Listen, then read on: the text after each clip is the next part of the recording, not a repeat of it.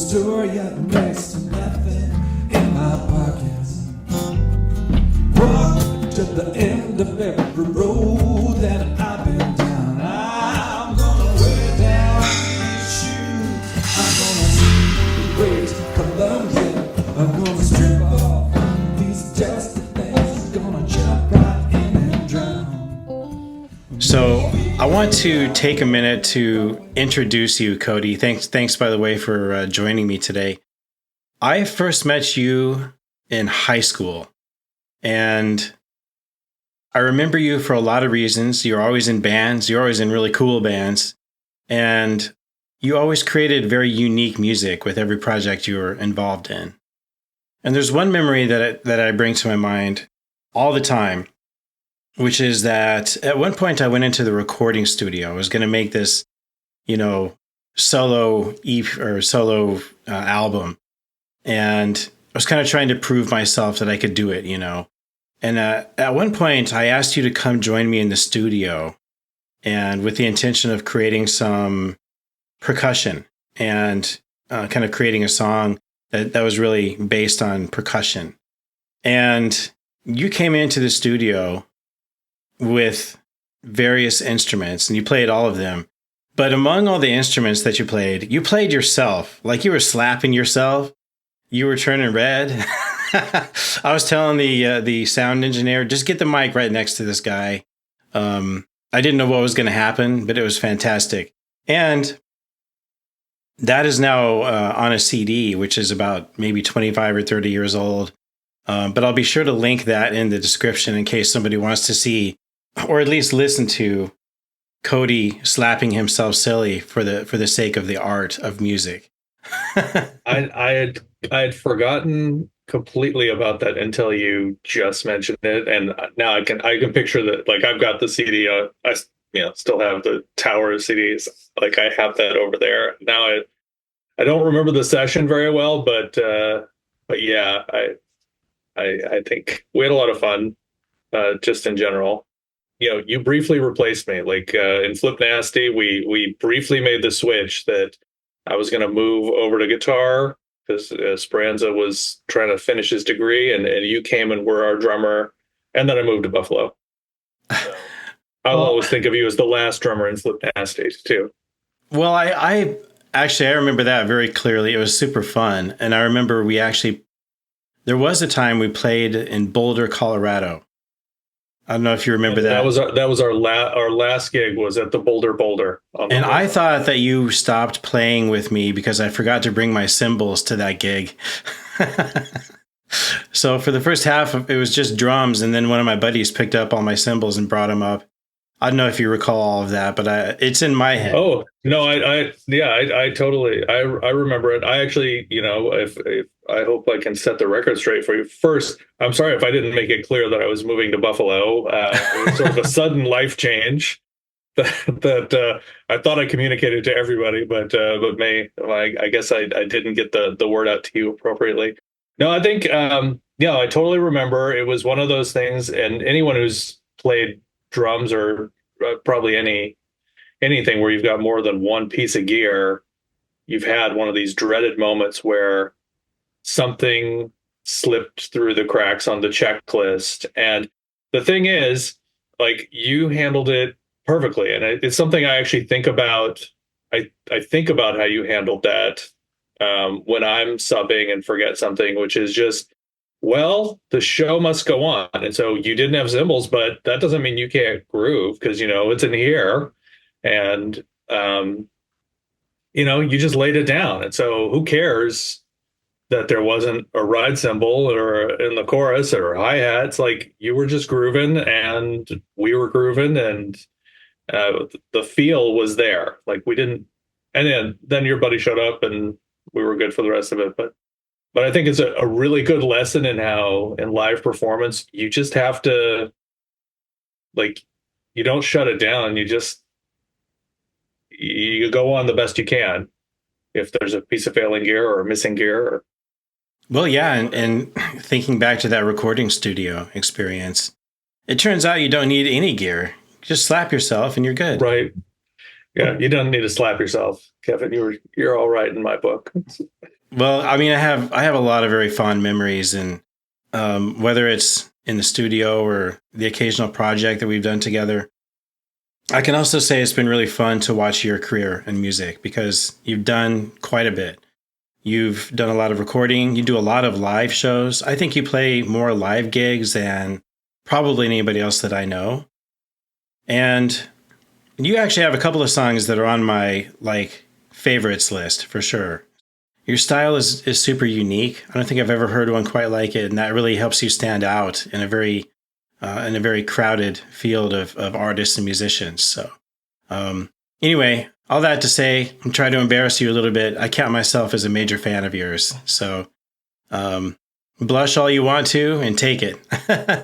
Well, I appreciate it, and the feeling's mutual. Really glad to be on this, and I'm excited that you're starting this new kind of offshoot of your media presence. I think it's a very interesting take, and I've enjoyed watching the ones so far. Especially, of course, I've got a special spot for Dave as his episode. I want to know kind of how you got started in music to begin with, and maybe a little bit about some of your early influences and what brought you up in this music world. I always loved music as a listener. Like growing up, no one in my family was really a musician per se, but there was always music on in the house. So, like many kids, I just kind of listened to what, I was limited to sort of what was around me, but grew up loving the Beatles and other kind of what would sort of deep classic rock. But I think that for me, like the switch definitely flipped when I was like 11 or so, like in fifth grade, when I first heard like Home Sweet Home. Like I just loved that song. And that was definitely outside of what my parents were listening to. But like for people who don't know that song, it's sort of simply elegant, and i.e. easy to figure out how to play. So I just figured out how to play it on our little upright piano and convinced my parents that it was perfectly safe and reasonable for me to attend that concert at McNichol's by myself. And that was really where I kind of like I got the bug. Like I wanted to do that. I wanted to write those songs, and I wanted to be on stage, and it was so exciting and so energetic, and just like the dream was lit within me so I was like obsessed with like, what do I need to do to do that? And so, just started learning, like simultaneously teaching myself drums and guitar and piano all at once in middle school, and sort of the end, like from another mutual friend of ours, Chuck Kapelke, I like bought his old drum set, and a lot of just figuring out how to do all these things and kind of teaching myself how to do all of that. The natural byproduct of teaching yourself an instrument can be, and certainly for me was, that, I wasn't the kind of person who taught myself by like learning to play my favorite songs necessarily. I wasn't good enough to do that. Certainly on guitar, I didn't immediately take to the instrument that way. And on piano, there just weren't enough examples of that. It's not like the catalog of rock and roll guitar material is 10 miles thick, and Right. rock and roll piano material is, so mostly I'm like sitting down just trying to like figure out stuff and noodling. And the byproduct of that for me was like just tons and tons of little fragments of original ideas. And so like feeling like, oh, that's cool. And like, how do I write that down? Or I'll just put that on cassette real quick. And then knowing that I wanted to write songs, like writing these words and notebooks full of little tiny fragments. And I think, it was probably like a year and a half or more before those fragments stopped being fragments and got cultivated, that I actually started working them up into songs or combining them or polishing them and expanding them. So yeah, Cody, you didn't ever have like a guitar teacher or a drum teacher or a piano teacher. It was kind of self-taught. yeah, at the inception, all of those were self-taught for me. Along the way, I mean, I eventually got a degree in music composition, so I eventually had. I've never had guitar lessons, and that, maybe as a result is probably my weakest instrument from like I can really only play my songs. So it's very frustrating for other people to like think that I'm going to come jam with them, and I'm like, well, I can drum with you, but uh, I'm like the worst jamming guitar player. I don't know anything. I have to figure it all out by ear. So yeah, I mean, eventually there were some formal aspects to my education. And as you know, like in high school, I was in the jazz band and I was in the jazz choir for a while as their drummer, and then picked up things just from being around that, the osmosis of being in music programs or being in, like, I was in the pit orchestra, and just finding all these chances to play. Like, I had to become a better reader. I had to get some pieces of formal education along the way. I don't want to make it sound like Right. everything was self-taught, but the genesis of it for me was self-taught. I didn't like start out with lessons. I got you. And then did your influences change as as you got older and got more experienced as a musician?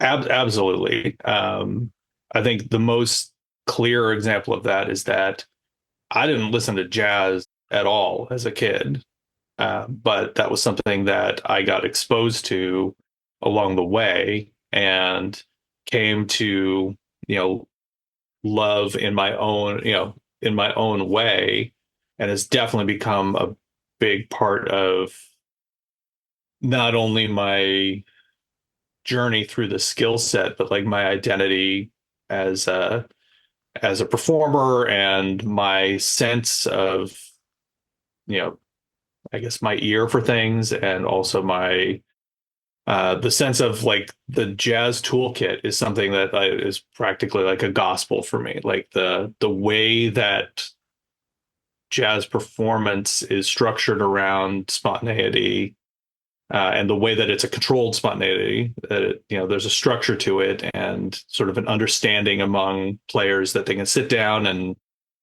we all kind of know what we're about to do, but we also don't know how it's going to go. Like that way of, well, I'm sure that you're familiar with, but I guess I should articulate a little bit for your listenership. So when people sit down in like a jazz combo, a lot of times what they're going to do is they're going to play a standard, a song that is known or that at least exists in this big thick book that everybody has called the real book. And if they've never played When Sunny Gets Blue, then we all flip to that page and we all kind of know, okay, that's the melody. Those are the chords. What key are we going to be in? So it's getting transposed in. And then it's just kind of this vague sense of like somebody is leading this tune and saying, so let's do it as a bossa and about here. One, two, and then we all just kind of know what's a bossa. We know what that means, that shorthand. That's a feel that we're all going to coalesce around. It's got some conventions that we might choose to ignore or choose to embrace, but that we all kind of know, these choices you're making, I can contextualize it as it's within this thing. And then we all know, well, there's this form, it's AABA, and we're probably going to go through the head, and then everyone's going to get a solo, and then we're going to come back and do it one more time. But like beyond just those sort of macro tools, there's the sort of micro tools of how you're actively listening to each other and supporting each other, giving space, taking space, like taking your opportunity, getting out of each other's way, echoing things, supporting that, somebody did something that's cool, I'll build on it, I'll kind of jump on that train. Those are all things that you pick up playing jazz, and the confidence that you can do that without having planned it. That is a cornerstone of my current group, we never practice. Like, I don't think we've had a rehearsal other than when we had to like have somebody sub on bass last year. That was the first rehearsal we'd had in, I don't know, 5 years. We just show up at the gig and we have the standards are my book of songs, and we just play them, and we want it to be a little different every night. We want to change how it goes. We don't want to be locked into one particular version, and we're all kind of comfortable with that toolbox, and we all know what to do if somebody's doing something cool to kind of run with it. Right. So I think that was a very long answer, but I think that's the biggest example of something that I personally point to as like the way that my influences of who I am as a musician have evolved radically in response to something I was exposed to along the way. Yeah, and I think you've done a very good job describing jazz, like what the heart of it is, really. I think it'd be helpful for people who aren't familiar with you and your music. Which is everybody. No, well, that's not true. I'm familiar with it. Well, there's you. Yeah, there's you. And, we wanted to give you an award, a little special badge. Well, not only have I seen you play live, but I've heard your recordings. And I am definitely going to link a couple of things in the description. But the first thing I'm going to do is put my favorite of your songs in there. But I want people to kind of get a sense for how would you describe your music stylistically? So I think that at heart, I'm a rock performer. Like, that's when, like, at first listen, you're going to fit it into that box. It's not going to sound like jazz, despite the heavy, sort of jazz influence that's woven in there. I'm a rock performer, sort of a blues rock performer. I have definitely a bluesy ear for melody, so that kind of sticks out. I think it's rhythmic, atmospheric, bluesy, original acoustic rock, and there's definitely a very jazzy approach and feel to it. You're gonna, if you're jazz savvy, you will for sure notice things that are jazzy. The most obvious of which is that I scat sing as part of what's happening. Scatting being sort of vocal soloing. Sort of, it's non-lyrical. Just kind of akin to slapping yourself silly in the studio as a drummer. It's the vocal version of that. It's just kind of making noises and making stuff up, and I try to make it be an improvisatory vehicle, right, as well. I think it's a very key part to overall to what you do. But how did you develop that style or that approach to your songs? I had never heard of scatting until I was in the jazz choir in high school. And again, I was not a singer in the jazz choir. I was the drummer. That was like, I didn't make the cut to jazz band because there's only so much room for you and Chuck Kapelke to be ahead of me. And so I looked for what opportunity I could get in our high school. And the opportunity that was available to me was the jazz choir and the pit orchestra. Jazz choir was great. I had a really great teacher there, and he was an inspiring teacher, and he had a lot of knowledge and a lot of enthusiasm, and he had a really great way of explaining things. Bill Erickson was his name. And I know a lot of people who came through that choir felt the same about him. And so I just soaked in everything he was teaching the singers. I could soak that in too, all these lessons about jazz and so part of the curriculum there was that, there were going to be the songs that we did as a choir that were, arrangements, vocal arrangements, but somebody was going to was going to take a solo, was going to scat. Also, part of our fall concert was everybody was going to do a song out of the real book. Everyone was going to get to do one song where they were leading the tune, and they were expected to scat there too. And he just had this kind of, don't be afraid of it, just dive right in. Like, And he had a lot of good tips about how not to get lost, but to be able to explore without, getting into trouble. A lot of small technical advice that even to this day I would sit and like. Sometimes when you're scatting over something, say that's a little bit, you're trying not to just regurgitate the melody. You want to do something new, something different. Sometimes this doesn't happen to me very much scatting over my own material, but it does, especially if the chord changes are a little bit exotic and don't suggest a single simple key. Right. Like an example of one of his good piece of advice that to this day I'll use, if I know I've lost the key, like my ear is off, is you are a half step away from a good note at any time. So just go a little bit down, a little bit up. You are a half step away from a note that will work. If you're off, you're a half step away from a good note. I love that. Cody, I feel like there's a certain amount of risk involved in that style. Like, because like you say, it is a little bit different maybe every time you play a song. If you're doing a live show, I may know that you're playing Astoria, but it may sound a little bit different every time. I'm guessing that's part of the reason why, because there's certain exploration that's always happening. You're always sort of pushing things and trying something a little bit different within the framework of the song. Is that true? Yeah, I mean, ideally, yes. We play so much and we have such a big book that, I can't help but know a version that I like. Like, I can't help but know, well, the version on the album, this is what I did. But I almost never, there's a couple exceptions. There are a couple scats that I just do where, in essence, they're my very favorites. And they're kind of a set piece.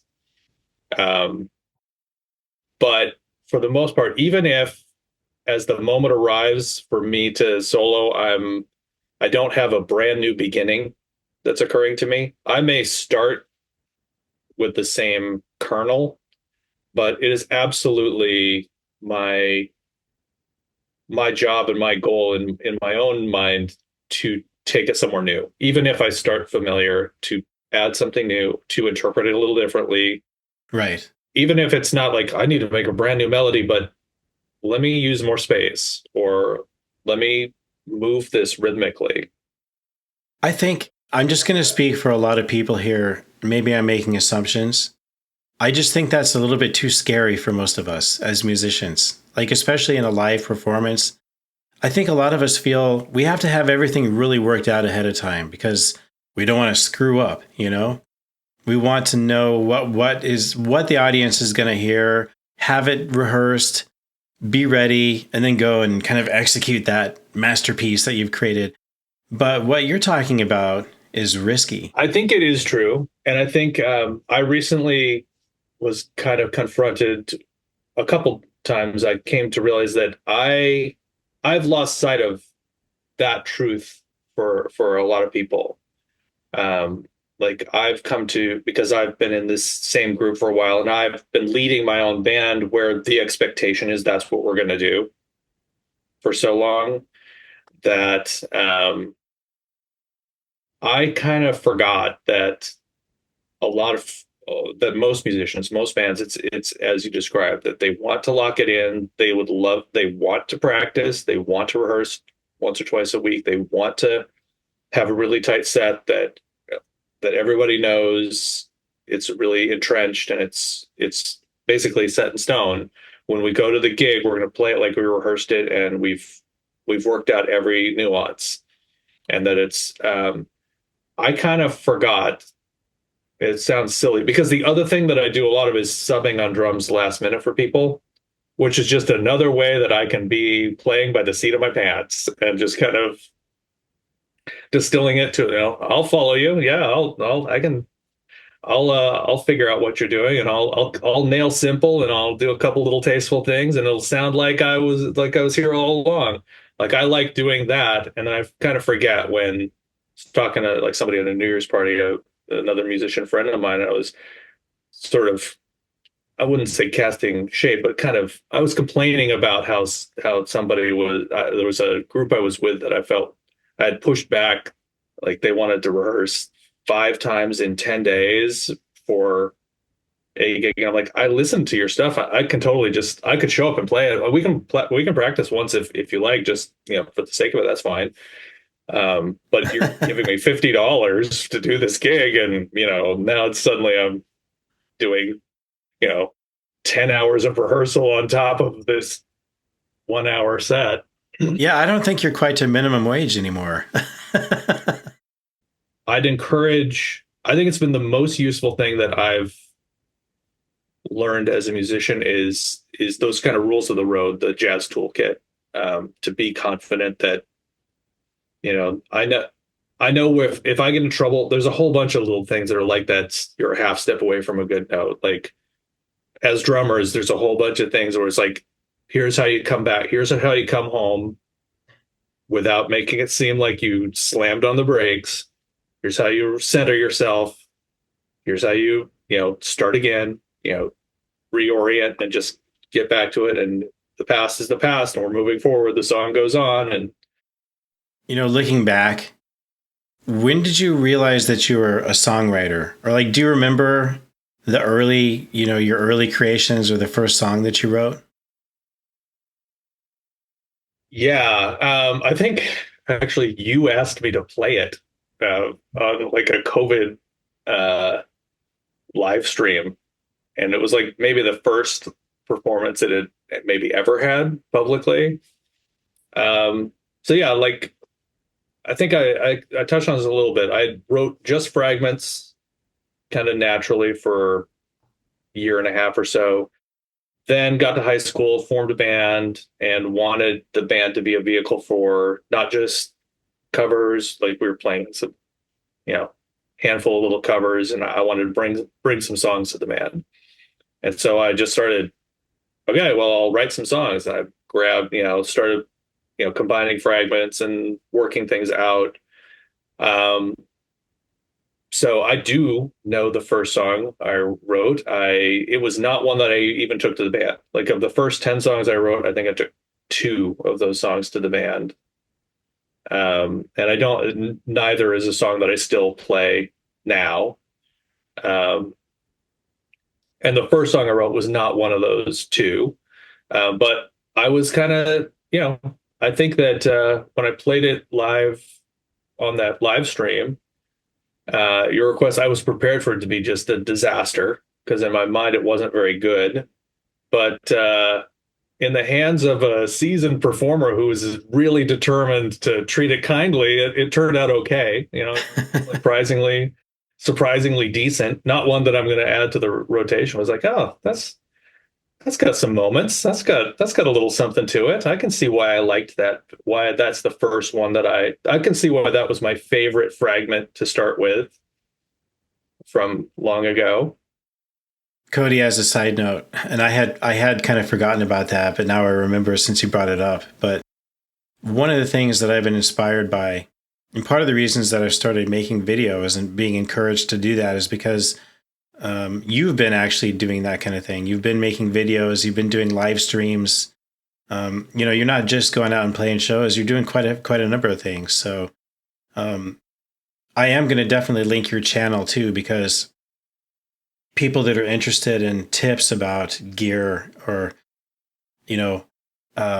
things like, I think you've even talked a bit about the music business and songwriting and all these different things, but a lot of the same things that I think people who listen to me would be interested in hearing. You've inspired me by putting out those videos, and I think people get a lot from it. So how do you approach writing a song? Like, where does it start and how do you develop it? So I think there's different ways that can be the opening, the way in. It remains the case that most of the time I'm still making use of a library of fragments. and it's going to be in one of a couple ways. So who knows what comes first? Maybe it's words. Maybe that what's the spark for me today that I want to work on, that's got me burning to write something. Maybe it's the words, maybe it's a little tune I'm humming, maybe it's some chords that I just pick up the guitar and like I like how those fit together. Maybe it's an alternate tuning and I'm just like finding shapes that I like that or feel new and interesting. Whatever the case may be, like, well, what next? I need to fill in the rest of the picture. So on my end, any song that I'm going to seriously consider probably is a song that I plan to play with the band and I plan to sing. So whatever I've got, I need the other pieces, right? I need a melody, I need some chords, I need the words if I don't already have that. Whatever those things are, I've got this one cool thing. Let me turn to my library of fragments. Let me see if let me just start trying auditioning things against this. Let me see if these words fit with these melodies I've got, these little snippets I have.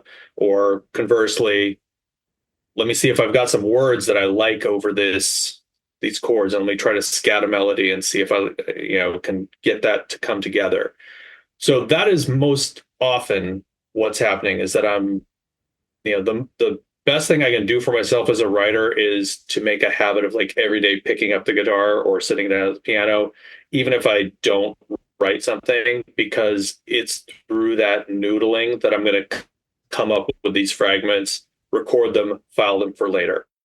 Right. It's also important that when I'm writing something, I'm like on the trail, like I'm in the hunt, like I'm that I not just reject out of hand the things that aren't working for this idea, but that I record those too, because a lot of times those are going to be useful in a different context, a different day. And so don't just, discard those. Like if you're in this creative mindset and you're creating things, there's tons of stuff I'll never use just statistically, or that I've never gravitated towards. But like even recently, like there was a fragment that I wrote about 10 years ago when I was just like having a little bit of writer's block and I hadn't written anything new in a long time. And I just, I was on this like, at this vacation house and I had a guitar. I'm like, I'm just going to record. I'm just going to sit here for an hour. I'm just going to record everything that comes to mind. And one of the first ones I was like, oh, this is nothing. This is a little too conventional. And I don't really hear anything with this. Sure enough, 10 years later, it was like, it resonated with what I was, some words I was trying to get to happen. I was like, just with this one little twist to the feel of that, now I love it. And now I'm off to the races. Try it as a flat tire. I'm like, oh, perfect. This absolutely fits these words I need. And I can hear the melody coming to me now. And now I'm off to the races. So I think that every now and then I get trapped into, there's this sort of magic thing that sometimes happens where there's so much momentum to some idea that you have that it is just writing itself, like out of whole cloth. Like everything is new, everything is novel, everything is happening right now, and you can't keep up with your own ideas fast enough to get it down. That's awesome when that happens. That almost never happens. And I constantly think, oh, that's how I write songs. And I sit down at the piano and I write a whole song, and that's not how it is. So I get trapped into thinking that, and that's usually where writer's block comes from, is that, oh, it just isn't working. I'm not making a whole song by sitting down. Like you got to do these. For me, if I'm going to be productive, I have to have just hundreds of little fragments, pages and pages of words that I haven't used yet. So getting out of writer's block is really a matter of sort of forcing yourself out of writer's block. Yeah, I would say it's like this. I guess the point I'm trying to make is this, and I'm going to use an analogy in an area that I have very little skill, which is, this would be a better analogy for Dave Potts, the experienced outdoorsman, and I believe Boy Scout even. So I would liken it to like when you're going to build a campfire. Like it is not enough to have some logs and a lighter. Like you need some tinder, you need some little kindling, you need some small fuel. Like you got to build it up, and you got to have that stuff gathered. It's not enough to like light a little bit of tinder and then start running around looking for sticks. You got to have that stuff nearby, ready to go, because there's a process there. Like you got this spark, it's going into tinder, that's going to light up, but then something else needs to come on top of that. Something else needs, and then before you know it, you've got the big fire. But you got to be organized. And so I guess what I'm saying is more so that if I don't do the work of getting organized, of having lots of fragments, because if I've got some words that I want to put to something, and I go through the fragments, I may, and I have a couple of videos where I like go through this process in real time or semi real time. So I mean, you can see kind of what I'm talking about. I reject. You know, I may reject 30 in a row before I find one that I kind of like for this idea. So I got to have 50, you know, I got to have 100 things in that library to just be going through real quick. So all those fragments are audio fragments that you've got like on a computer, or how do you pull them up? Like, where do you file them? How do you pull them up? Yeah. So like, I've got this, you know, little digital recorder. The obviously the modern equivalent of my cassette player that used to be the thing, and then, and it just, I've had that one for a long time. They're better, newer, more fancy ones. I have those too for like recording gigs, but this is still the one that is just a little MP3 recorder. And if I play something cool, I just record it. I download them. I put them on my computer in a library, and then I'm just going through them and listening. So in the example of where I have words and I need some music, I may turn to the library. I may also just say, I've got words, I kind of hear something. Let me just pick up the guitar and see if I can come up with something right now. But if that doesn't work, then I either get stuck or I move on to the library. And then when it's conversely, I've got some music and I'd like some words, I've got, you know, notebooks dating, you know, my whole life. And I'll go back to anything, you know, I'll pick one and I'll start flipping through the pages to the things I haven't used and just see if I have something that stirs something in me. It's amazing. Your songs could, like one song could consist of things that came over a 10-year period, maybe. And yet the songs are very cohesive. So it doesn't come across like that, like as a listener. It just comes across as very cohesive. Like the method I'm describing, it's going to take some time. It's going to take days. Even if I were very, very devoted to writing a song, like it's a very hard process to complete in a single day. Like that's a challenge to do these like song a day challenges or whatever. Like it's okay for that process to take days and for you to polish it and to think about it and to sleep on it and to revisit what you've done and to think, is that what I'm sticking with? Or do I want to change a little? There's something that's not quite how I want to say that. And then once you've built a little piece of it, you know, once you have a verse, then I might get a little more selective. I'm not probably going to go randomly through other fragments and start all over again. I'm going to see if what I'm doing suggests an answer. For instance, yeah, I'll be a little more biased towards, let me take what I have and find something that kind of fits this language. For me, that's also important because I don't, and this is not as true for maybe every songwriter, but for me, I'm very interested in having novel chord changes or, you know, novel. Like I'm very interested in having, you know, sets of chords which may be a little bit outside of the norm. So it's harder to just say, does this fit with this? Because they may be completely different systems that they suggest. And so it's not like, let me find all my other bluesy licks in E and see which other bluesy lick in E works for this. Sometimes they can do that, but it's a little harder to do it that way. I think about this all the time when I'm working on a new song. how much of it is me worrying about what other people are going to think about my song? So I'm wondering for you, like, does that play into your mindset when you're creating? Like, do you worry about how people are going to receive what you're creating, especially given that you're a live performer, you know? I'd be lying if I tried to pretend that it doesn't matter if I think the songs are good. I want to think the songs are good, but I do feel very strongly that you are your own most important critic. Like you need to be happy with what you're doing. You need to be excited about what you're doing, about what you've created.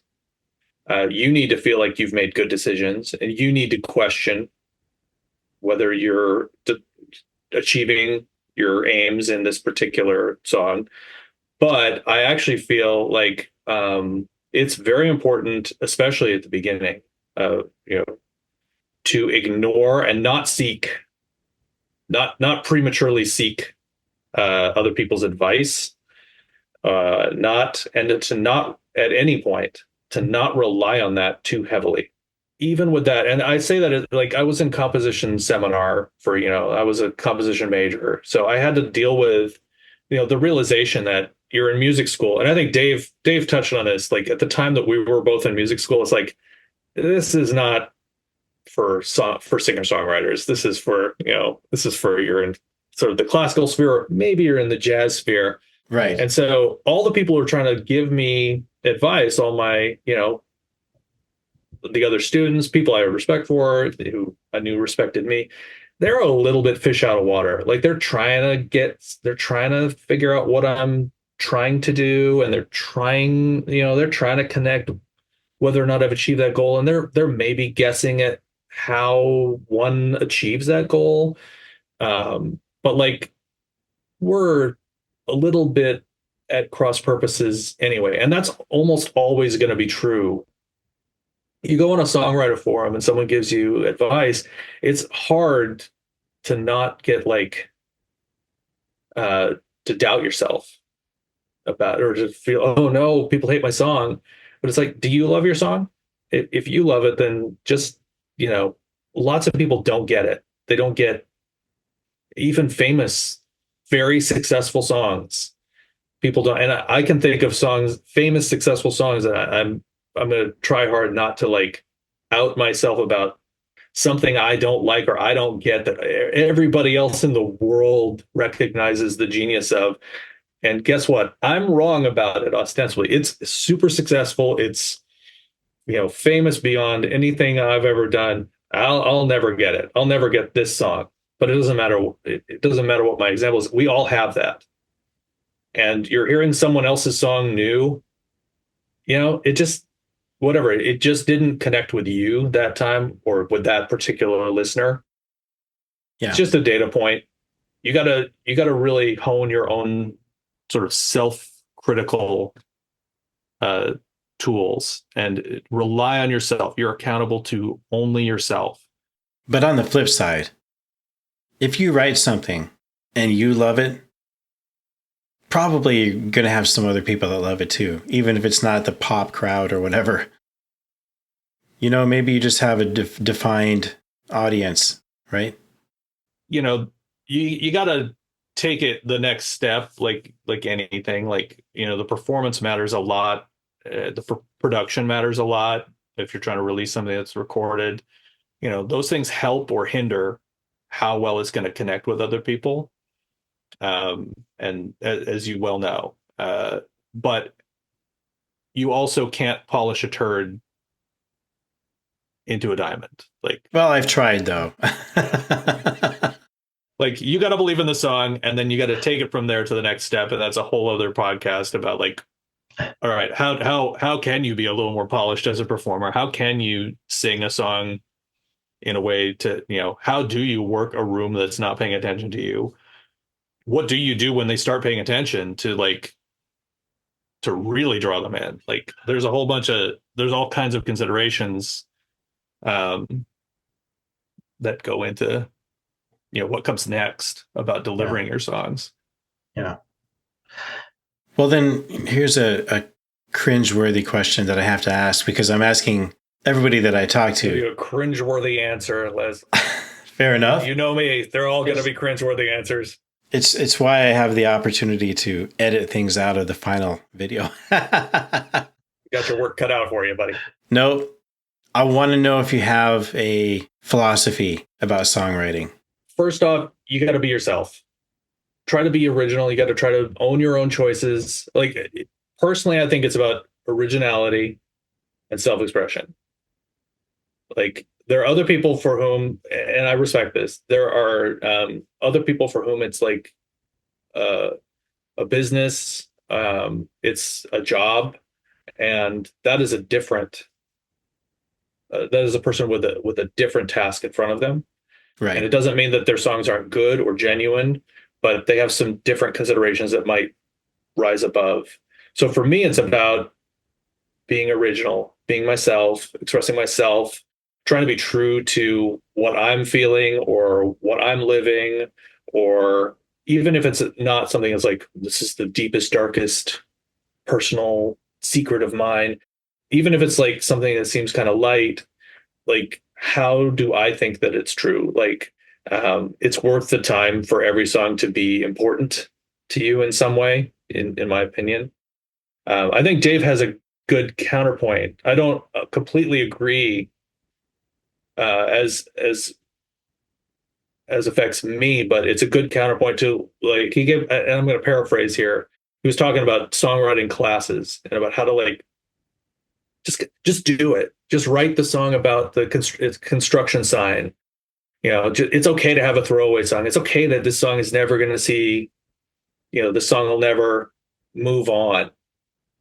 Like, give yourself permission to kind of stink. Give yourself permission to not, for it to not be important. Give yourself permission for it not to dazzle you.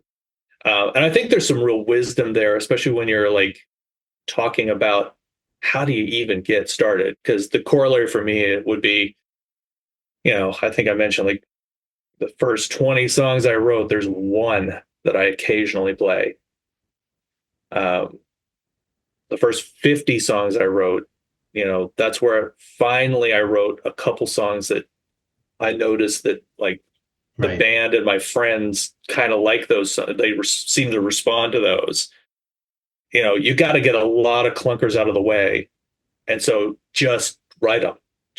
You can always write about, you don't have to, like, one of the big mistakes beginning songwriters make, and even polished songwriters, is to, I'm stuck on this one song. I got to make it. This thing I'm writing about is so personally important.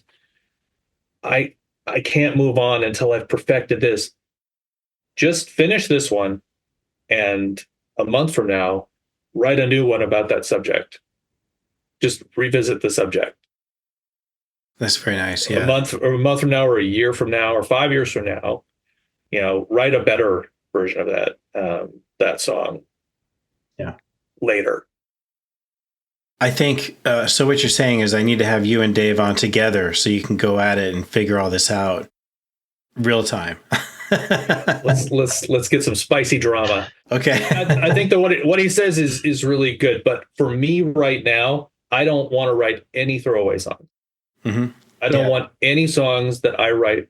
Every song right now, I should be seasoned enough. I should be good enough that I can, you know, if something remains a fragment, fine.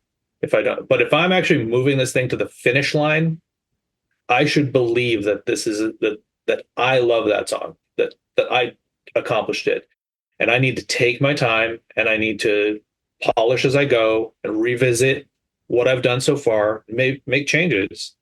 But Right. when I actually kind of declare, you know, that I've played through the song from tip to tail and I have no more edits, and I'm slapping a title on it and I'm calling it done, at that point, I need to believe in that song, that I need to believe that I did my job. For me, as someone who has, you know, written 500 songs as opposed to has written 2 songs, it's a different. His advice is very good. If you're stuck, if I had writer's block, I might say to myself, just write one. just Well, it's like you said, one time you just got your guitar out and clicked record and played for an hour. You didn't know what was going to come out of it at all, right? right. And I thought, well, here's a bunch of clunkers here. Let's brace ourselves. Here come a bunch of clunker fragments. Let's just get it on tape and just go. Didn't think I was going to use any of them. And then, yeah. Well, I mean, one thing that's fascinated me as I've been talking to a lot of songwriters is that there isn't a single approach. There's not one thing. Everybody's so unique. It's really fascinating to me. So I wanted to ask you, for somebody who's listening to this, someone who's just getting started, would you have any recommendations about where to start, or what do you do first? Yeah, I have a lot of thoughts on this. I've shared some of them in videos before, but I'll try to kind of give you the nickel tour. So first off is dive in, just do it. It's okay to take Dave's advice, just get it done, and it's okay for it not to be great. The only approval that matters is your own. Don't with those first songs, just tunnel vision, be laser focused, and just do it. Now, in terms of the practicality, I think that the best advice I can give to someone who's never written a song is pick your form right up front. And there's some standard forms. The one I would nudge you towards, the most standard form, is sort of the kind of modern AABA, which is to say it's verse, chorus, bridge, verse, chorus, or bridge, chorus. And what those pieces mean is that, it's a checklist that now you've got something to fill out and to know, okay, when I've got those pieces, I'm done, unless I decide there's more, in which case, go ahead. And so what those things mean to someone who's not familiar, we're talking about the chorus is kind of the "We All Live in a Yellow Submarine" part of your song. It's a refrain where it's going to get repeated. It's going to probably be the title of your song. You should make it to you feel like the catchiest part of your song, because you're going to sing it 3 times not in a row, but you're going to sing it 3 times. It's going to be the part that you hope is memorable. The verse is going to be something that is in the town where I was born, or, so there's a familiar melody that is shared between the verses, but the words change from verse to verse, and ideally kind of advance a thought. The bridge is a little twist that happens kind of 2/3 of the way through or 3/4 of the way through. It's new music, and it's if it's vocal, it's going to be new words, and it's a new melody, new words, and you're kind of wrapping it up. This is a musical twist. It's relief from the things we've already heard, and it may be a twist in the idea. Especially if you're, the closer you get to Nashville, the more it's going to be expected that there's a lyrical twist there. In other formats and other genres, subgenres, not as much a necessity, but it's a new idea. So I think you have some. I would say you start with your structure. If you're a beginner, next thing is to probably to get some preliminary words in mind, and then string together some chords on whatever instrument you know how to play, and try to sing your words to that. And you'll pretty quickly learn how your words have to get reorganized to be singable and to make sense, and to not sound like you're tap dancing every time you turn the corner into a long word that kind of didn't fit. Okay, I gotta. Right. And also recognizing that from verse to verse, there needs to be a lot of rhythmic consistency about the words I chose. They need to line up very well, because otherwise the melody isn't as shared or sounds. Yeah, you're kind of describing cohesion, right? Yeah, I mean that's something I see when people will post on songwriting forums who are just lyricists, and they're looking for musical collaboration. At least 50% of those, they have not given any thought to verse 1 and verse 2 are going on the same melody. I need to be able to these words need to match up very closely in terms of not only the number of syllables, but where the stresses are. Right. And like that words don't, I don't breathe in the middle of a word. Like words need to end at the same places, things like that. Like the level of organization is kind of different between just poetry and lyrics.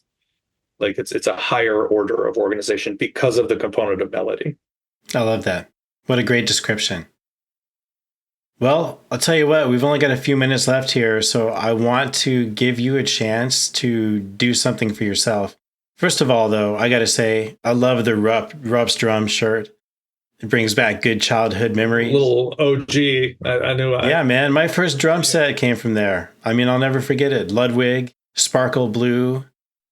I want to give you a chance to kind of plug yourself, too. Are you promoting any new music, or is there something I can share with anyone who's watching this video that you'd like to maybe shout out for shows that are coming up or new releases? So we always have shows. This is our busiest time of the year here in Portland. We're playing everywhere that coffee and muffins are sold, and everywhere that you buy vegetables and knickknacks on Saturday afternoon in the farmers market. So we've got a calendar. We've got a Facebook page that we're very active on. Just look for Cody Weathers.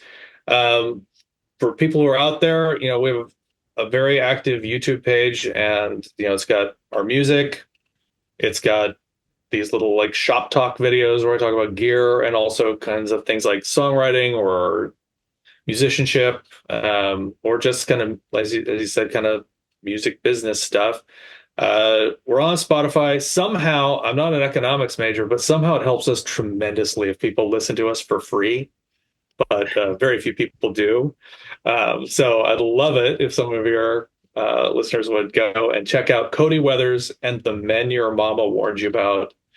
We've got a bunch of singles that are out there now. In particular, I'm very proud of one called Surrender.